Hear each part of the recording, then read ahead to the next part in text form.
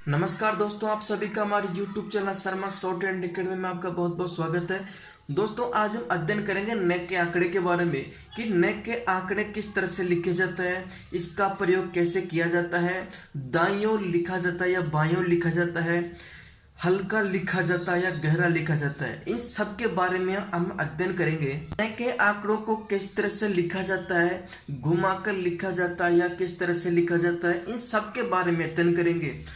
तो दोस्तों, अगर आप चैनल पर नए हैं तो चैनल को लाइक एंड सब्सक्राइब जरूर करें ताकि न्यू वीडियो आप तक जरूर पहुंच सके। अगर आपको वीडियो अच्छा लगे तो अपने दोस्तों के साथ भी शेयर जरूर करें। तो हम चलते हैं अपने वीडियो की ओर। तो हमारा पहली लाइन वो इस प्रकार से है, नेक के आंकड़े वाली।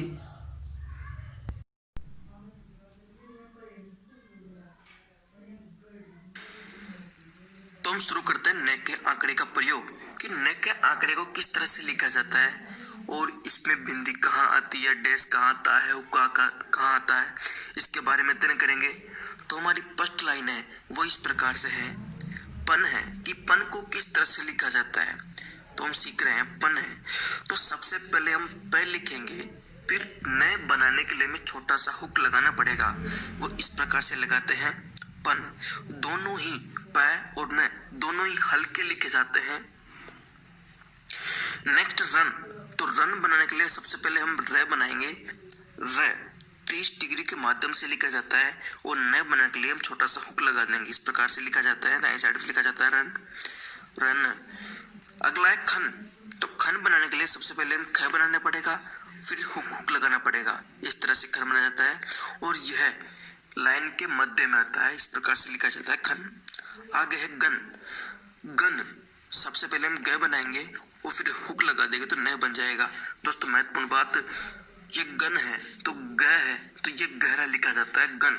ग न तो हल्का आएगा लेकिन ग गहरा आएगा। इस तरह से लिखा जाता है गन। नेक्स्ट है सेकेंड लाइन है दन। सबसे पहले हम द बनाएंगे, फिर न बनाने के लिए हमें छोटा सा हुक लगाना पड़ेगा। द भी गहरा ही लिखा जाता है, डार्क लिखा जाता है। आगे है सन। सन हल्का लिखा जाता है, लाइन के बराबर में लिखा जाता है और इस तरह से इसके हुक लगाया जाता है। इस तरह से सन बन जाता है। आगे है लन। लन भी हल्का लिखा जाता है और लाइन के टच करते हुए ऊपर की साइड में लिखा जाता है। इस तरह से लिखा जाता है लन। थर्ड लाइन है दोस्तों, महत्वपूर्ण बात यह है कि जब शब्द के अंत में जैसे रखना है तो रखना बनाने के लिए रखना, रखने, रखनी, इन तीनों के लिए एक ही शब्द का प्रयोग किया जाता है जो इस तरह से लिखा जाता है रखना। सबसे पहले हम र बनाएंगे, फिर ख बनाएंगे, फिर न बनाने के लिए हमें हुक लगाना पड़ेगा।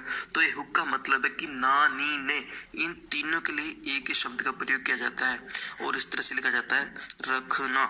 ये तीनों ही हल्के लिखे जाते हैं, तीनों ही हल्के लिखे जाते हैं। अगला लाइन है लड़ना।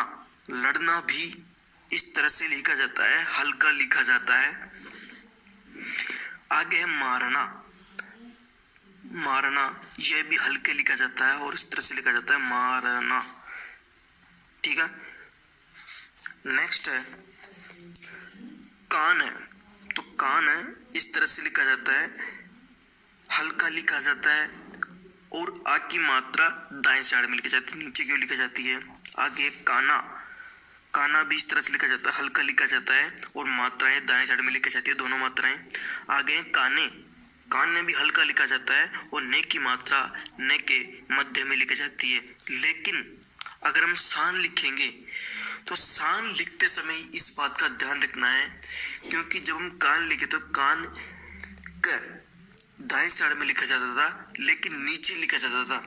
अगर हम शान का प्रयोग करेंगे तो सबसे पहले हम स बनाएंगे, फिर न बनाएंगे। मात्राएं हमेशा शॉर्टकट में बाद में लिखी जाती है। तो सबसे पहले हम स बनाएंगे, फिर मात्रा स के दाएं साइड में लगाएंगे, डैश लगाने हैं तो इस तरह से शान बनता है। और लाइन के टच करते हुए न जो वाला हुक है वो लाइन के टच करते हुए लिखा जाता है इस तरह से। आगे है मान। तो मान इस तरह से लिखा जाता है, लाइन के टच करते हुए मध्य में लिखा जाता है। आगे है पान। पान भी दाएं साइड से ही लिखा जाता है, इस तरह से लिखा जाता है। तो दोस्तों आज का हमारा यही टॉपिक था कि न के आंकड़े को किस तरह से लिखा जाता है। ठीक है दोस्तों।